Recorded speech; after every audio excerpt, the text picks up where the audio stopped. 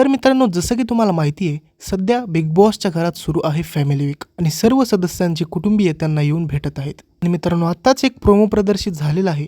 त्यामध्ये निक्कीची आई आलेली आहे आणि तिने अरबाजबद्दल निक्कीला काही धक्कादायक गोष्टी सांगितलेल्या आहे. तर संपूर्ण गोष्ट काय आहे तुम्हाला सांगतोच, पण मित्रांनो त्याआधी आपल्या चॅनलला सबस्क्राईब करा आणि व्हिडिओला लाईक करा. तर मित्रांनो, आज बिग बॉसच्या घरात येणार आहे निक्कीची आई आणि निक्कीची आई येताच ती निक्कीला म्हणती, अरबाज चुकीचा चाललाय, त्याने असं करायला नको हवं होतं, त्याची एंगेजमेंट झालेली आहे. असे धक्कादायक खुलासे निक्कीच्या आईने तिच्यासमोर केले. त्यानंतर आपल्याला असं दिसतंय की निक्की खूपच संतापलेली आहे आणि ती म्हणत आहे, आता मी सांगते बिग बॉस, आता जर तो आला तर मी मेंटली पागल होईल. त्यानंतर निक्कीजवळ जेवढेही अरबाजचे कपडे होते आणि काही वस्तू होत्या ती एका पॉलिथिनच्या पिशवीमध्ये भरते आणि बॉसला म्हणते, अरबाजचे कपडे आहेत, फेकून द्या.